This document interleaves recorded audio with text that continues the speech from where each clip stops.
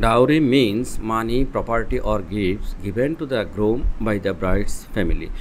যৌতুক বলতে বোঝায় টাকা, সম্পদ অথবা উপহার গিভেন টু দ্য গ্রুম, বরকে দেওয়া বাই দ্য ব্রাইডস ফ্যামিলি, অর্থাৎ কনের পরিবার দ্বারা বরকে দেওয়া যে টাকা, সম্পদ অথবা উপহার, এগুলোকে যৌতুক বলে। It is a bad system.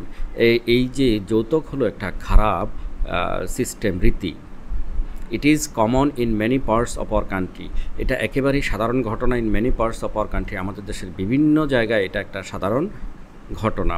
Dowry creates many problems. এই যে যৌতুক সৃষ্টি করে অনেক সমস্যা।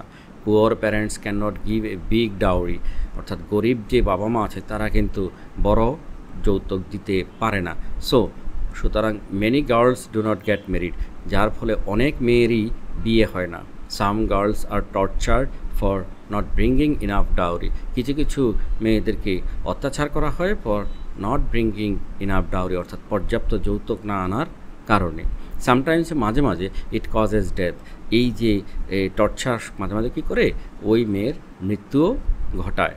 This is very sad and unfair, এটা অনেক দুঃখজনক এবং এটা একটা আনফেয়ার কাজ, অর্থাৎ খারাপ কাজ। Marriage should B A bond of love and trust, বিয়ে হতে হবে একটা ভালোবাসা এবং বিশ্বাসের বন্ধন, নট মানি, টাকার বন্ধন নয়। Dowry makes marriage a business, এই যে যৌতুক বিয়েকে একটা ব্যবসায় পরিণত করে। It destroys the happiness of many families, এই যৌতুক কী করে অনেক পরিবারেরই সুখ ধ্বংস করে দেয়। গার্লস ফিল ফিয়ার, মেয়েরা ভয়ে থাকে, অ্যান্ড পেইন, তারা কষ্টে থাকে বিকজ অফ ডাউরি, এই যৌতুকের জন্য। It is also a crime, এটা একটা অপরাধ ইন আওয়ার কান্ট্রি, আমাদের দেশে। There is a law against dowry, আমাদের দেশে কিন্তু একটা আইন আছে এই যৌতুকের এগেনস্টে, একটা আইন আছে। বাট কিন্তু still many people follow this system, এখনও অনেক মানুষ এই যৌতুক প্রথাকে অনুসরণ করে।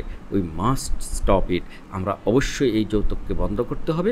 উই শুড রেসপেক্ট গার্লস, আমরা মেয়েদেরকে সম্মান করা উচিত। অ্যান্ড ট্রিট দ্যাম ইকুয়ালি, তাদেরকে সমানভাবে বিবেচনা করা উচিত। Say no to dowry and yes to dignity, সুতরাং কী করো, আমাদের যৌতুককে না বলো এবং মর্যাদাকে হাঁ বলো। A happy society is possible, একটা সুখের সমাজ তখনই সম্ভব only when girls are safe and free, যখন মেয়েরা নিরাপদ এবং স্বাধীন, তখনই আমাদের একটা সম্মানজনক অথবা সুখী সমাজ সম্ভব।